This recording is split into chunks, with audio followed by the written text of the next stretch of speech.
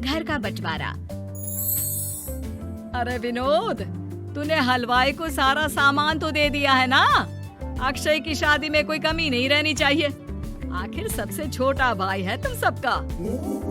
हाँ माँ, आप चिंता मत करो, मैं पूरा ध्यान रखूंगा। मंगल बेटा, तूने तो कहा था कि फूल का ऑर्डर दे दिया है, यहाँ तो फूल पहुँचे ही नहीं।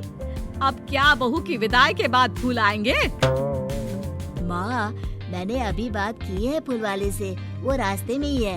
आप किशोर भैया से क्यों नहीं कहती कुछ करने को? किशोर पहले ही मेरे बताए काम कर रहा है। पास के सभी रिश्तेदारों और मोहल्ले वालों को कार्ड वही तो देकर आया था। रिसेप्शन के लिए हॉल भी उसी ने बुक किया था। टेंट कुर्सी वालों को भी तो वही देख रहा है।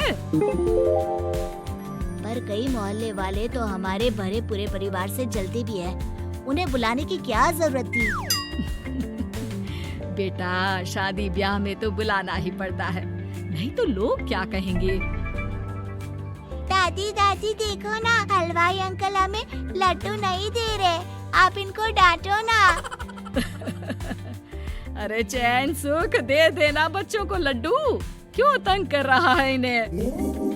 बीबी जी, मैं कहाँ मना कर रहा हूँ, लेकिन लड्डू बनते ही ये बच्चे उठा उठा कर खा लेते हैं।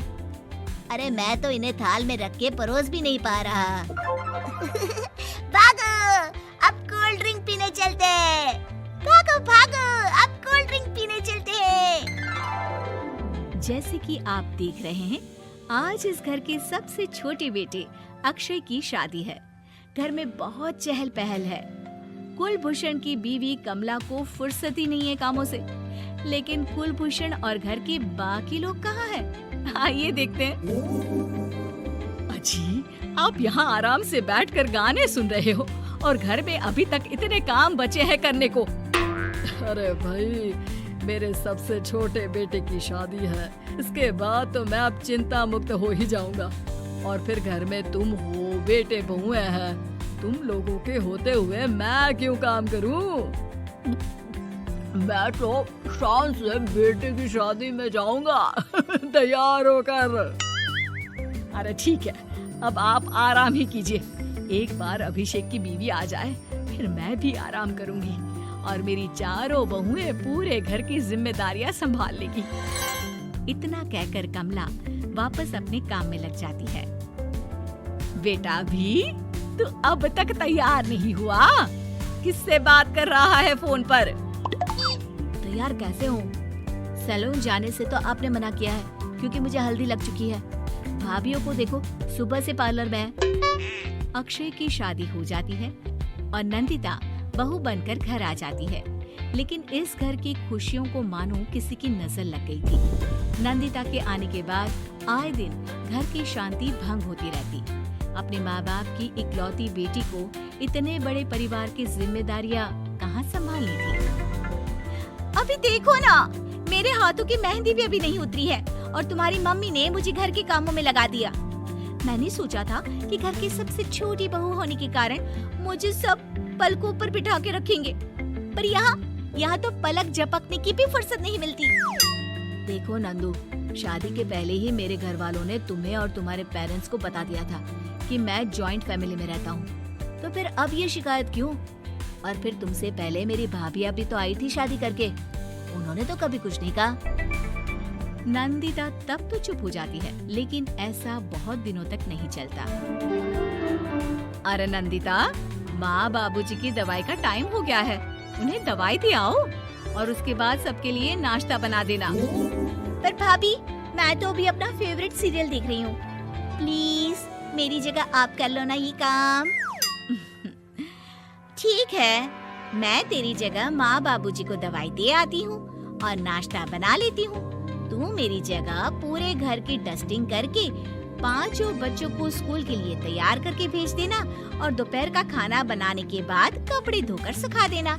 उसके बाद हम दोनों मिलकर बाजार जाकर सब्जी ले आएंगे, फिर डिनर की तैयारी कर लेंगे और उसके बाद बस भाभी, मैं माँ बाबूजी को दवाई देकर सबके लिए नाश्ता बना देती हूँ। ये भगवान, ये कहाँ लाकर फंसा दिया मुझे।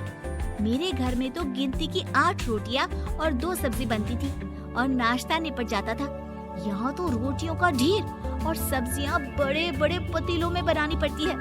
नाश्ता बनते बनते लंच का टाइम हो जाता है और लंच बनते बनते डिनर का। अभी मुझ में तुम्हारे पूरे परिवार का नखरा उठाने की और ताकत नहीं बची। मैं ऐसे नहीं रह सकती। अरे तो क्या चाहती हो तुम? मुझे अलग रहना है बस। तो ठीक है, हम कल ही शिफ्ट हो जाएंगे किराए के घर में। इतना बड़ा घर होते हुए हम किराए पे क्यों रहेंगे? ना जी ना, घर में ही दीवार खड़ी करो अपने हिस्से के आगे। घर के साथ साथ घर की खुशियों में भी दीवार खींच जाती है। ऐसे ही कई महीने बीत जाते हैं और नंदिता माँ बन जाती है। बच्चे के आने से अभिषेक के कंधों पर खर्चों का बोझ आ पड़ता है। अभिषेक का बोझ कम करने के लिए नंदिता भी पार्ट टाइम जॉब कर लेती है, लेकिन इससे उसके सर पर नौकरी, घर और बच्चे की जिम्मेदारी बढ़ जाती है। नंदिता, ये क्या है? तुमने घर भी ठीक से साफ नहीं किया, ना ही मेरे कपड़े धुले हैं। चिंटू के बाल भी कटवाने जाना था, देखो उसके बाल कितने बढ़ गए हैं। अरे करती क्या हो पूरा दिन तुम? मैं करती क्या हूँ? तुम्हारा नाश्ता और लंच बनाने के बाद चिंटू को डे केयर सेंटर पर छोड़ कर आती हूँ, फिर खुद ऑफिस जाती हूँ। पूरा दिन काम करके आने के बाद बिना आराम किए बाजार से सब्जियाँ लेकर आती हूँ, घर आकर खाना बनाती हूँ, चिंटू को देखती हूँ और क्या करूँ मैं? तो किसने कहा था अपने सर पर इतने काम लेने को? मत जाओ ऑफिस। ऑफिस जाए बिना घर के खर्चे कहाँ से पूरे होंगे? चिंटू की डे केयर का खर्च, उसके लिए बेबी फूड का खर्च, प्रेस वाले का खर्च, ये सब तुम्हारी सैलरी से होता नहीं है। अगर परिवार से अलग नहीं होती तो इतनी मुसीबतें नहीं उठानी पड़ती तुम्हें परिवार के साथ मिलकर काम करने में दिक्कत थी, लेकिन काम तो अब भी बहुत है तुम्हारे सर पर। चिंटू को भी डे केयर भेजने की जरूरत नहीं पड़ती। उसको गोद में खिलाने के लिए दादा दादी और घर के सभी बड़े होते। उसके साथ खेलने के लिए उसके भाई बहन भी होते। मेरे तीनों बड़े भाइयों के बच्चे भी बड़े हुए हैं, लेकिन बिना महंगा बेबी फूड खाए, क्योंकि मेरी माँ और भाभियाँ बहुत अच्छे से जानती है कि बच्चे को क्या खिलाना चाहिए। बिजली के बिल जैसे खर्चे भी सब मिलकर बांट लेते थे, लेकिन तुम्हें तो सबसे अलग रहने में ही मजा आता है, तो अब शिकायत क्यों करती हो? बस करो अभिषेक, बस करो। मैं मानती हूँ कि मैं गलत थी। मेरे एक गलत फैसले ने हमें बिल्कुल अकेला कर दिया है सबसे। एक घर में होते हुए भी हम बाकी परिवार से अजनबियों की तरह रह रहे हैं। अभिषेक और नंदिता की सारी बातें घर के बाकी लोगों को सुनाई दे रही थी। तभी कमला बोल पड़ती है। अरे नंदिता बहू, किसने कहा कि तुम अकेले हो? तुम्हारा इतना भरा पूरा परिवार है ना तुम्हारे साथ। हम तो बस ये चाहते थे कि तुम अपनी गलती समझ जाओ। अगर हम तुम्हें समझाते तो शायद तुम ना समझती, लेकिन अपनी गलती का एहसास तुम्हें खुद हो गया है, तो अब तुम समझ चुकी हो परिवार में एक साथ रहने का मोल क्या होता है। मम्मी जी, मुझे माफ कर दीजिए, अब ऐसा दोबारा कभी नहीं होगा। अरे माफी बाद में, पहले मेरा पोता जरा मेरी गोद में तो दे, और तू जाकर सबके लिए चाय बना ला।